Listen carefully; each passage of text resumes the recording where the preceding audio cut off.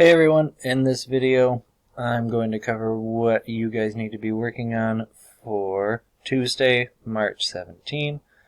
First, we're just going to review a little bit about the elasticity of demand. Remember, elasticity means to be stretchy. Stretchy. And this is what elasticity looked like. We had two different examples of elasticity. We had elastic demand right here and inelastic demand. Remember, elastic demand means that if there's a very small change in price, it's really going to affect the quantity of something that's demanded. If something is inelastic, that means if there's any kind of change in price, it's really not going to affect the quantity that's demanded. The examples that we had for elastic goods were like furniture, luxury items, cars, jewelry. For inelastic things, they were things like milk, gas, electricity, more the things that we needed.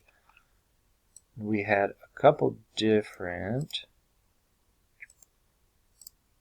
reasons for things being elastic or inelastic. The first one was the availability of substitutes. If there's a lot of different substitutes for a good, that means it's going to be an elastic good. Like this example here, your morning coffee just went from $2 to $6. You can drink water instead, you could drink juice instead, you could drink anything. So if there's a price jump in coffee, it's going to affect the quantity demanded for coffee. So you're not going to want as much. We also had necessity versus luxury. If something's a luxury, it's going to be elastic. If it's a necessity, it's going to be inelastic. Luxury, if it's something you don't need and the price goes up, you're just not going to buy it. But if it's something you do need and the price goes up, you still got to buy it. Time horizon was our next factor for the elasticity of demand. If you need something immediately, you're going to pay whatever price, so that's going to be inelastic. If you can wait for the price, that's going to be elastic. And our last factor is the share of a budget. If it's a very small share of a budget, it's not that big of a deal to spend something, that's going to be inelastic. Like this example here, your shoelace just snapped right in half. Oh no. You need new shoelaces, but they're cheap, so it doesn't matter that much. It's inelastic.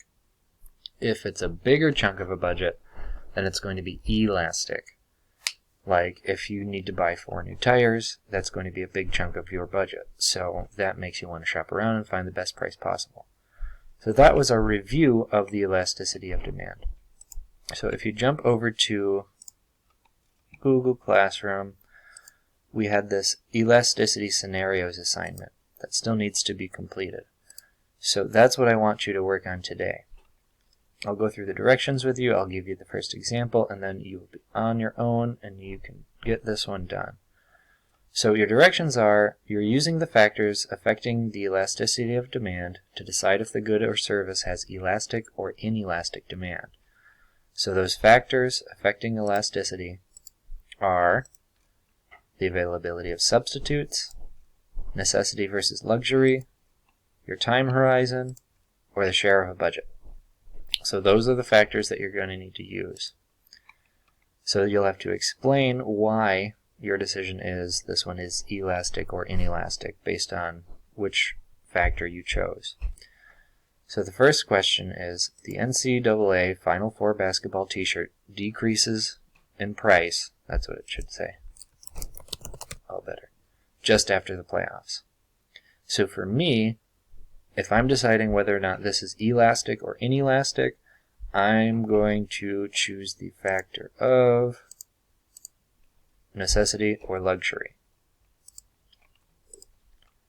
Because for me, a t-shirt's not a necessity. I've got a lot of t-shirts. So that would make this an elastic good. So I would put down elastic, and then I would put down necessity, first I'd spell it right, versus luxury. Then I would say a t-shirt is not a necessity. There you go. Then for numbers 2, 3, 4, 5, and 6, you have to decide what you think they are. Are they elastic? Are they inelastic? Which factor helped you come up with your decision? So once you've done that, you can turn this assignment in, and we will be good to go. All right, that's all you need to do for Tuesday, March 17.